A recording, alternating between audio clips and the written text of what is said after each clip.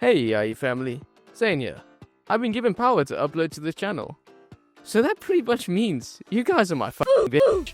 Anyway, today I decided to show you one of my favorite games.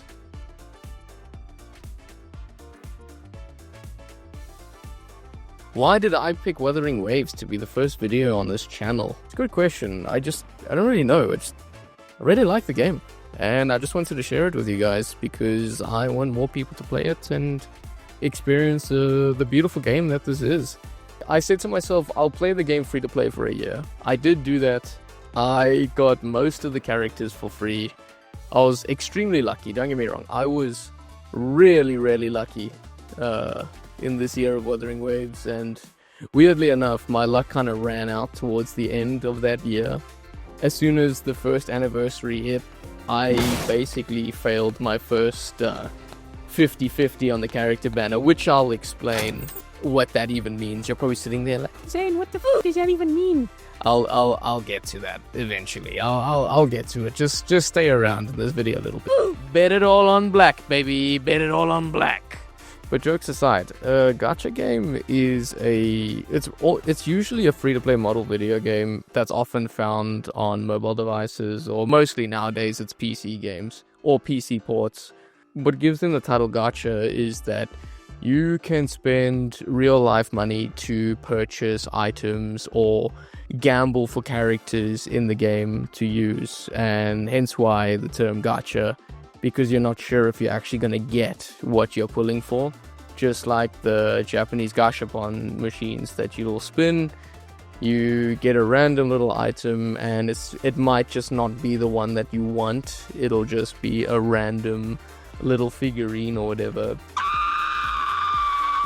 Wuthering Waves has some of the best gacha mechanics I've seen in a lot of these RPG style gacha games. Unfortunately for the characters, it still has the really shitty 50-50 chance of getting the character you want. It's the standard, if you lose the 50-50, the next time you pull for the character, you're guaranteed the character if you manage to get it to drop. Usually there is a pity of about 80 pulls to get the character. What's great about this game though, is that the weapons that go with the character on the banner, that has a 100% chance to drop, so there is no 50-50, which personally I think that is the best model to use for a gacha game, because unlike other gacha games, I'm not going to mention their name because I don't feel like getting hate crimes from the community. Yeah, they have a 50-50 on the banner as well as 2 weapons on the banner. You could like win a weapon, but it might not be the one that you want. So technically you got to get around 2 50-50s. So there's a 50-50 of getting a shitty standard banner, and then there's a 50% chance of getting one of the 2 weapons presented. So you can just not get what you want.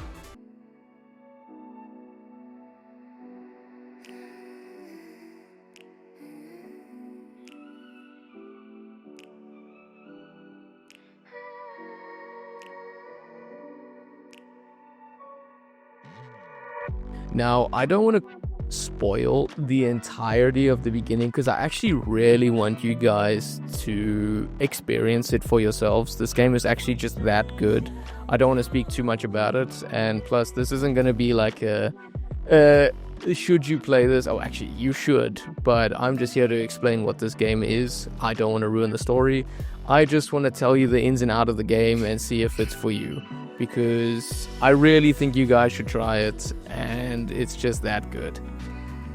My opinion, of course. If you want to see me playing this game or any other game, you can find me on twitch.tv/joyboyz. That's twitch.tv/joyboyz. I'm pretty much live every day.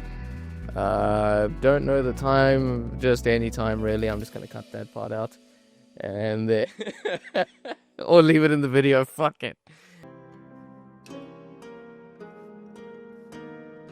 Wuthering Waves has about 38 playable characters. I think 29 of them are female and 9 are male, so you know exactly where the audience is. It's basically like split up into 4 stars and 5 stars. And a lot of the characters are time gated because you have about 3 weeks to pull for them, and you've got to wait at least between 4 to 6 months for that character to come back, which is fine. It gives you time to save up for characters that you need or want, or doing the unbearable thing of spending $100 to get the characters. Don't do that. Don't gamble. Gamble responsibly if you do. And if you are a gambling addict, bet it all on black, baby! There's 5 elements in the games, which change combat quite a bit, in my opinion. There's Aero, which is wind, Electro, which is self-explanatory, Fusion, which is just fire, Glacier, which is ice, Havoc, which I think is supposed to be like a type of dark damage, and Spectro, which is the opposite, it's just light. This is my favorite part of the video. It's just presenting the weapons for each character. There's 5 different weapon types. There's gauntlets, there's pistols, rectifiers, which is almost like a little antique floating thing, swords, and broad blades. Each character pretty much has their own unique weapon for them. That's why when you pull for characters, there's also a weapon banner that goes with them, and it's their signature weapon that is pretty much just always going to be their best in slot. Now, you also have the standard weapon banner, which has all 5 of the weapon types, 1 of each. They're pretty much just average, except for the pistols and the sword. Those are pretty crazy, but the rest of them are just average. You know, if you can't get the signature weapon and you have one of these, like, these are just a viable option if you can't get the signature weapon. Now, with getting characters, they usually start at level 1, or pretty much they always start at level 1. So you've got to put the time and effort into leveling them up, as well as the weapons. And that's where this segment comes in. It's the materials. They're all around the map. There are dungeons you can do to get character ascension materials, as well as weapon ascension materials. But then sometimes the characters require you to go pick certain plants all over the map to ascend. So you might think it's a pain in the ass, and you might need a interactive map on Google like other games, because they just don't know how to function their game. But this one at least allows you to track where certain plants are. It just saves you time. Now, there's certain mini-bosses you can fight to get materials for your character ascension, and they each have their own mechanics, which I think is pretty good, because I feel like having or fighting the same mob over and over again gets pretty stale. But Wuthering Waves has really, really cool mechanics and parrying that really just change up the game, and I think it's just a great addition, really. A lot of gacha games should do this as well. Each mini-boss you fight, it feels different. It's not the same. And then it comes to the weekly bosses as well, that you can fight up to 3 times for all their rewards. Which, to be fair, putting a cap on the weekly bosses, I'm not a big fan of, but I can see why they do it. Just gatekeeping it. Okay, so each character has their own skill set, which I like. They don't feel the same at all. Even the 4 stars just feel really good. The character skills are separated into outro, intro, character liberation, resonance ability, and I can't remember the other one, so I'm going to put that in down below in a little text when I go through footage. Now, skills also have their own unique level up material as well, which actually drop from the weekly bosses that you can do 3 times a week, which is why I mentioned gatekeeping earlier. Unfortunately, it takes you, unless you've pre-farmed the character. I never do that because I'm just extremely lazy and I forget to do it. Now, Echoes is a nice addition to this game, and I'll explain why. Echoes are basically artifacts from other games that increase the stats of your character, but instead of doing an instance or a dungeon to get said artifacts, Echoes are found in the wild, and they are pretty much the monsters you fight, or they're known as tacit discords. You basically fight those and absorb their energy once you defeat them. And you use a currency to level them up and another currency to tune them.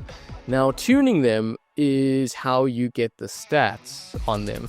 And it could range between a whole variety of stats. And obviously, unfortunately, it's your classic crit rate, crit damage, attack percentage, energy recharge, and I believe sometimes characters scale with HP, and for some reason those characters that scale with HP are some of the strongest, which kind of bug me because I don't have those characters. But yeah, no, it's a really, really good mechanic because you don't get gatekept if you don't have enough resources to manage to go into a dungeon. Whereas I can just go around fighting random mobs and just getting a good gear set. The thing though is that each monster or echo drop as a certain element. Now, not every monster or echo drop as the element that you want. Some of them drop as electro or fusion, which I actually don't mind because that's all I want to do in Wuthering Waves is just fight shit all the time. Now, I'm not a Wuthering Waves content creator. I don't do guides for characters that have just come out, but I can recommend you guys a whole bunch of channels to watch, like Braxophone. Not really Tectone, but when he does pull for characters, it's pretty entertaining. There's also Gacha Smack, and you know, you guys will eventually find all the creators. I just named all the top 3 that I appreciate and find fun to watch. Final thoughts on this video. I'm basically just gave you a rundown of what this game's about. I didn't mention anything about the story because I want you guys to experience it for yourself. But also, should you guys play this game? Yeah, I genuinely think everyone should play this game. It's really good. Like, the environments are beautiful. The storytelling is amazing. And, just play the game. It's really good. Like, this game captures my attention so well. When this game first came out, I even remember it. My friend Mitchell and I, we booted it up. We were expecting another clone of a certain game that we hate, and we just got hooked instantly. It was the most fun I had that week. I think we both clocked in about 72 hours in the first week, which compared to some streamers, you know, is rookie numbers. I'm pretty sure in that week someone was over 100 hours, and that's okay. But just that feeling alone, I wish I could repeat it. It was such a surreal experience playing this game for the first time that I wish I could delete my memory and play it again. And the thing is, now there's so much for you to do because they've unlocked how many maps now? It's like above 8 new maps since the game first came out. So really, you have a lot to do in the coming weeks. If you're starting now, dude, you're eating good, man. You're eating good. But like I said earlier, if you want to see me play this live, you can find me at twitch.tv/joyboyz. That's twitch.tv/joyboyz. And if you could, even if it's for free, you can please follow us on Patreon. The link will be in the description. We post cringe videos and we really just want you to enjoy them. We post it because some of you love it and that's why we do it. So I hope to see you guys there. And join the Discord if you can. We talk about random shit sometimes. So yeah, that's a cool thing. And I'm rambling, so I'm just gonna stop this right here. If you made it this far, thank you so much. I appreciate it. Leave a like if you can. Subscribe as well. It's my first video I'm making for the gaming channel. And I just have such a love for games. You know, I've been playing since I was about 4 years old on the PlayStation 1. And, you know, 24 years later, here I am still playing games. And I just really wanted to share it with you guys and just have a cool journey onwards, you know. Just playing games with the boys and with some of you guys maybe eventually. But yeah, I thank you for staying and I'll see you in the next one. Cheers.